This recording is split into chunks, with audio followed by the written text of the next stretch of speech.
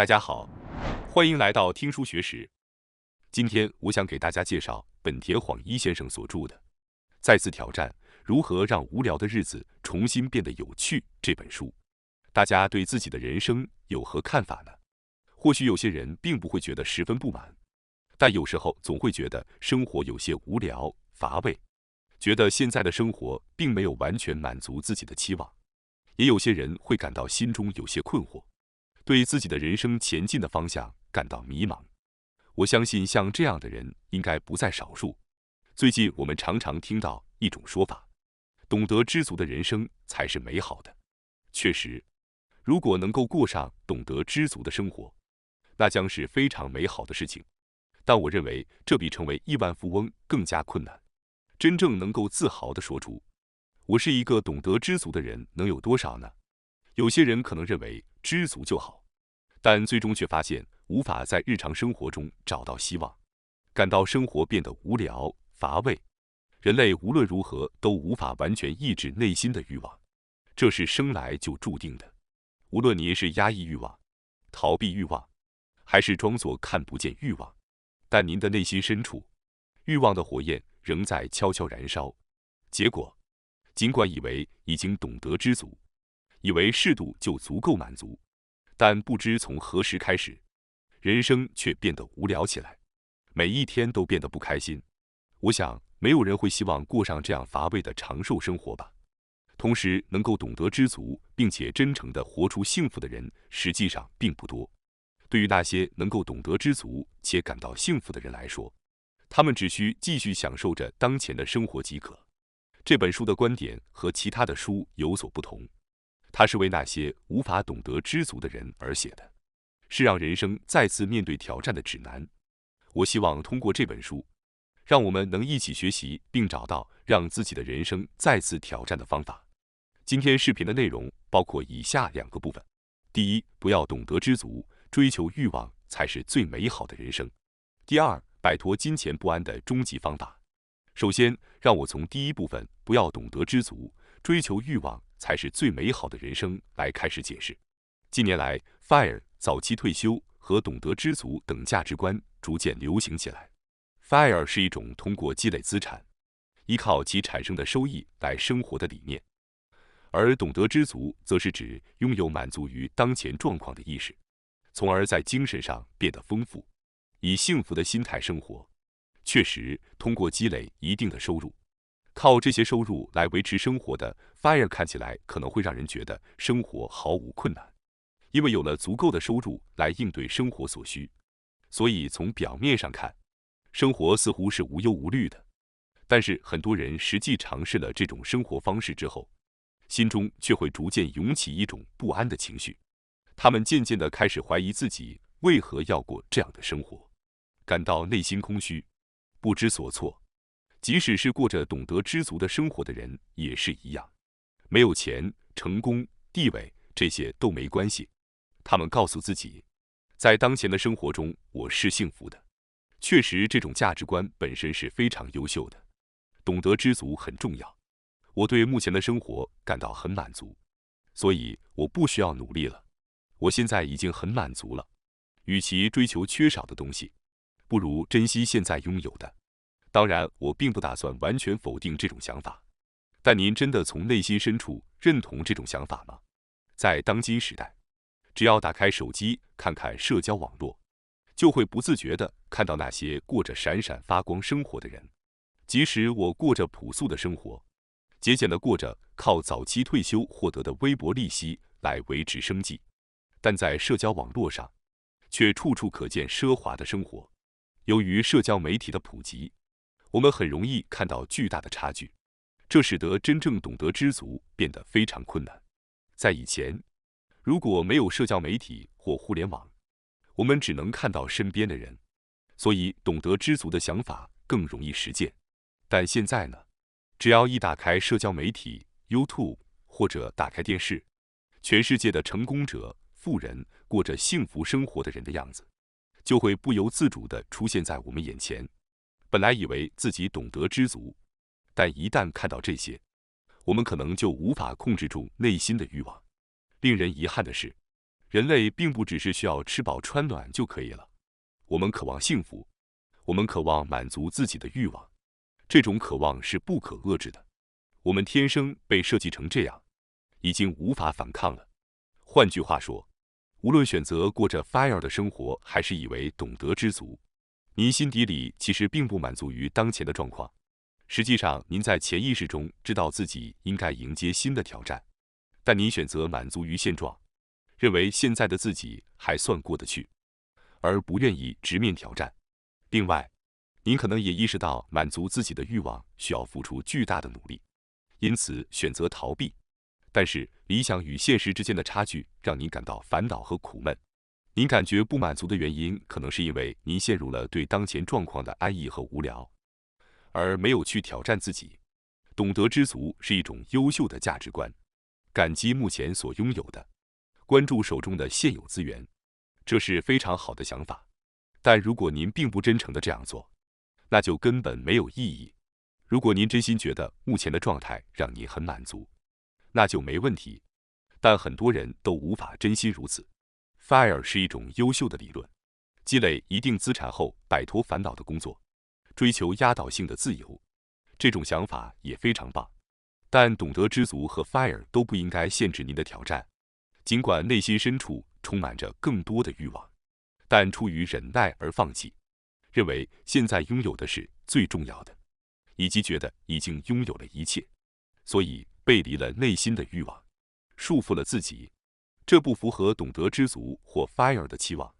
实际上，我们不应该强迫抑制自己，而应该顺从内心的欲望，让自己得到满足，这才是美好的人生。当满足了欲望后，真正感到从内心深处得到满足和幸福时，才是真正享受生活、体验真正幸福的方式。但如果只是因为懒惰，只是因为认为珍惜现有生活很重要，就抑制自己内心的欲望，那就不是真正的懂得知足。作者指出，对于那些心中感到烦闷的人来说，他们缺少的其实是挑战。您的内心烦恼是因为您没有尝试新的挑战，没有新的刺激进入您的生活。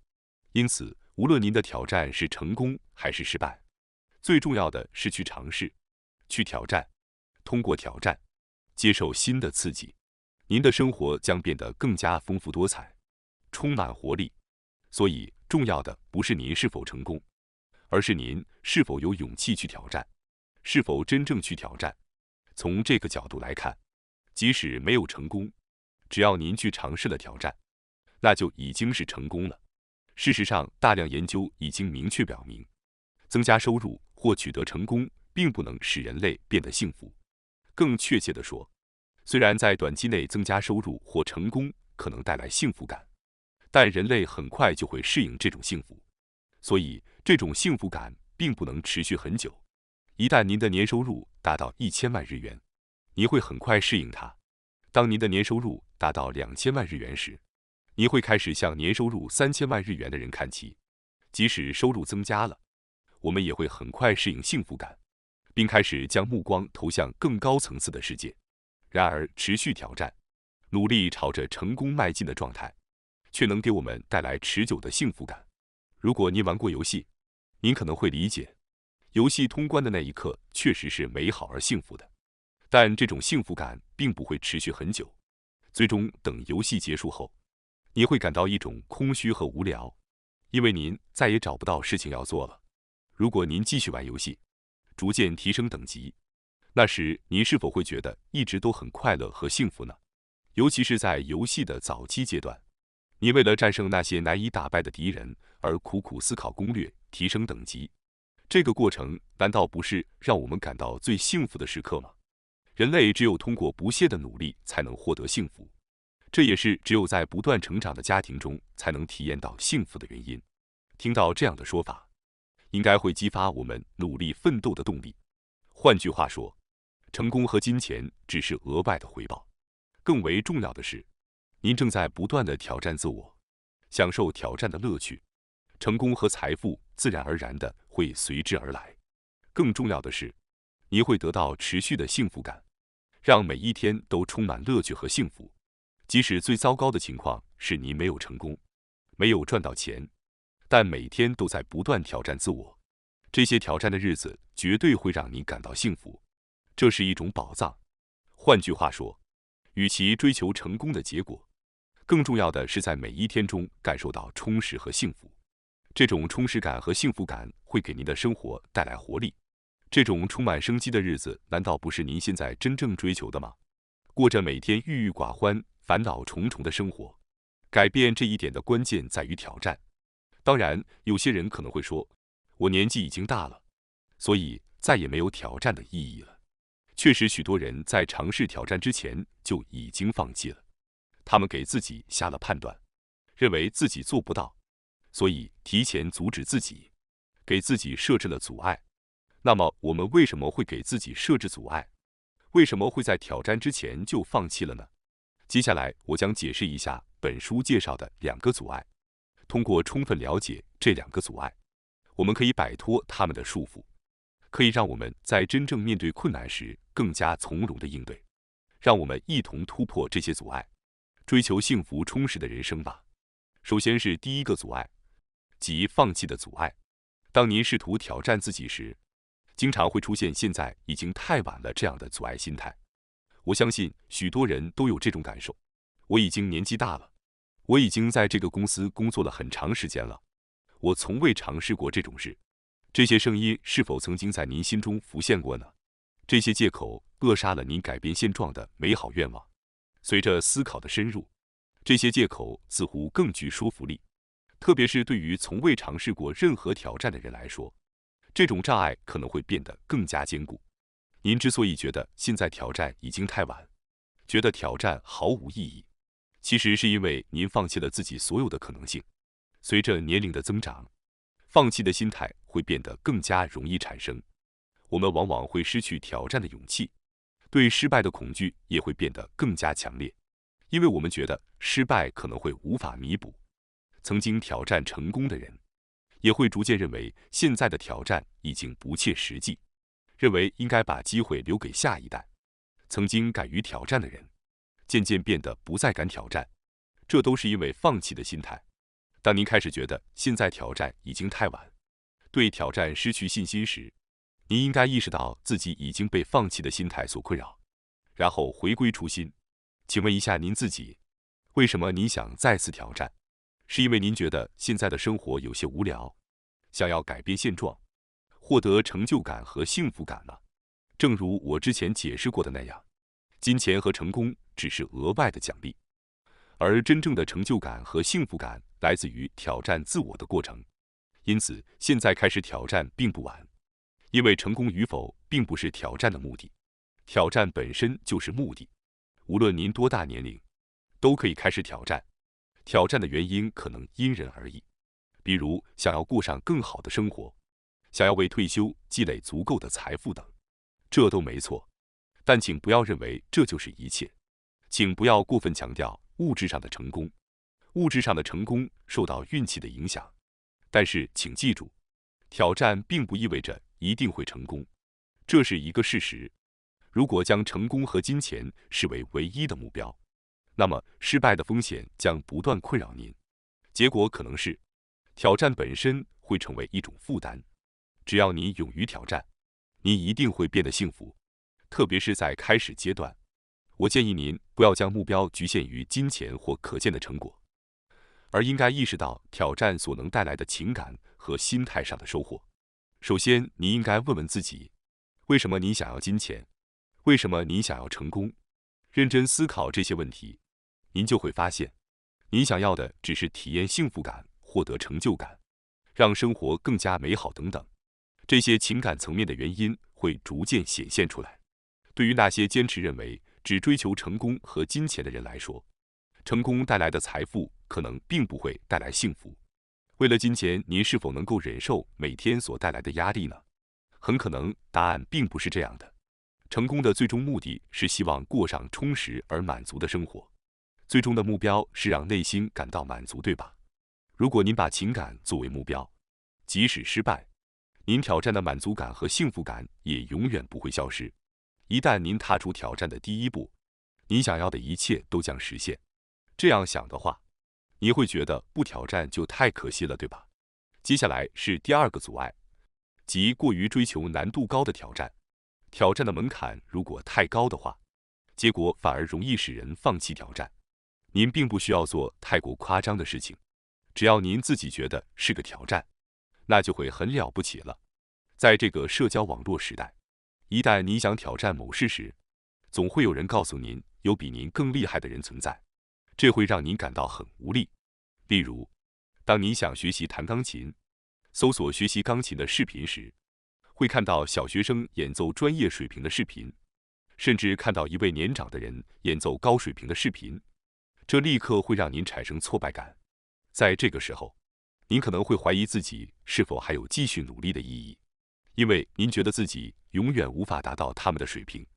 这种情况下，您的挑战动力就会逐渐消失，而之前的放弃心态也会再次涌现。当然，追求难度高的挑战并不是坏事，但如果您感到沮丧，那么您的目标可能需要重新审视。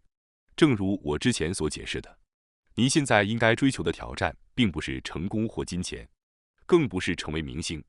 因此，您无需追求与专业水平相媲美的表现，只要您的钢琴水平比现在进步了一点点，只要您能感到满足和充实，那就足够了，可以算是达到了目标。请不要把目标设定得过大。接下来是第二部分，摆脱金钱不安的终极方法。现在我们已经明白了，通过挑战，人生可以变得更幸福。成功和金钱并非万能。当人们开始积极思考人生并尝试挑战时，他们可能会首先遇到的障碍就是对金钱的不安。例如，由于投入挑战而导致生活陷入困境，或者担心因为挑战而遭到伴侣的反对，甚至担心无法维持现有的生活水平，这些都是可能出现的情况。这种障碍不仅困扰想要挑战的人，也困扰着周围的人。如果您现在还是未成年，可能曾被父母告知，如果只是不负责任地进行冒险尝试，将来可能无法养活自己。这也是金钱不安的一种表现。对于人类来说，金钱带来的压力是最强烈的压力之一，因此与金钱相关的不安会极大地束缚人的心灵。这种障碍的麻烦之处在于，它不是将金钱视为带来快乐的工具，而是将其视为引发担忧的因素，并试图通过不断减少手头的钱来控制您的情绪。但事实上，金钱只是用来获取幸福感的工具，对于它的消耗并不应该引发过度的担忧。过度关注金钱的增减是不明智的。一旦陷入金钱不安的困境，人们的价值观就会发生转变，不再是关注自己的幸福感，而是关注金钱的流动。这样，人们就会被金钱的力量所束缚，只会考虑金钱的问题。在这种状态下，无论您多么成功并赚到了钱，金钱的不安都不会消失。因为对于金钱不安的人来说，关键在于看不见的那一部分。举个例子，假设一个拥有10亿资产的人的企业失败了，损失了5亿，但他还剩下5亿。对于普通人来说，5亿已经是一笔巨额财富，我们可能会很羡慕。然而，陷入金钱不安的人可能只会专注于失去的5亿，认为这已经是一切的终结，或者认为必须将5亿增加到10亿才能心安。结果导致剩下的5亿也可能因各种原因而消失，他们可能会一贫如洗。这种情况经常会发生，不仅限于富人，其他人也可能陷入类似的困境。金钱不安这种障碍非常强烈，无论一个人是否富有，都可能影响并控制我们的行为，将我们引向错误的方向。特别是在存在金钱不安的情况下，很难进行挑战。那么，要消除这种金钱不安障碍，我们该怎么办呢？首先，我们需要理解为什么金钱不安是不好的。其中一个原因是，它会限制我们的想象力，使我们无法自由地展望未来。即使口头上说着金钱不是目的，成功也不是目标，而是追求家庭的满足感和幸福感，但当生活的压力摆在面前时，我们是否能够坦然地想象未来，展望追求的目标呢？大多数人可能会因为生活的压力而无法考虑挑战。无论我们如何追求满足感和幸福，如果没有足够的金钱支持，生活都会陷入困境。如果不能支付房租，在经济上也处于勉强维持的状态下，即使想要进行挑战，也会遭到家人和周围人的反对。因此，如果想要消除金钱不安，就需要先储存一定的金钱作为基础。另外，也可以尝试一些不需要花费太多金钱的挑战。由于金钱不安经常涉及到家庭等亲近的人，因此单凭个人的幸福感和满足感进行挑战，往往不会成功。尽管如此，经常会有人因为家人和周围人的反对而感到困扰，甚至认为他们在阻挠自己，可能会导致冲突和争吵，甚至可能会疏远彼此。但是我们可以换个角度来看，他们之所以会对您的挑战提出异议，是因为他们担心您，不想看到您在未知的领域受苦，不想看到您失败受伤。当然，这并不意味着你应该放弃挑战。重要的是，您不必因为挑战而与周围的人产生冲突。理解他们的关心和爱对您来说是至关重要的。更重要的是，您需要客观地认识到自己为什么无法前进，然后以一种不让周围人担心的方式开始挑战。挑战并不一定需要花费大量的金钱。您之前的挑战是否都是冒险性质的？是否都让周围的人感到担心呢？挑战并不意味着孤注一掷，你应该在考虑风险并制定计划的情况下开始挑战。因此，不要因为没有钱而放弃。消除金钱不安是非常重要的。例如，您是否曾经考虑过，如果必要的话，您可以将生活水平降低到什么程度？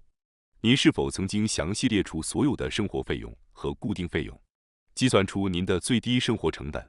如果您认为即使失败也能准备好一定金额的钱，那么金钱不安就会逐渐消失。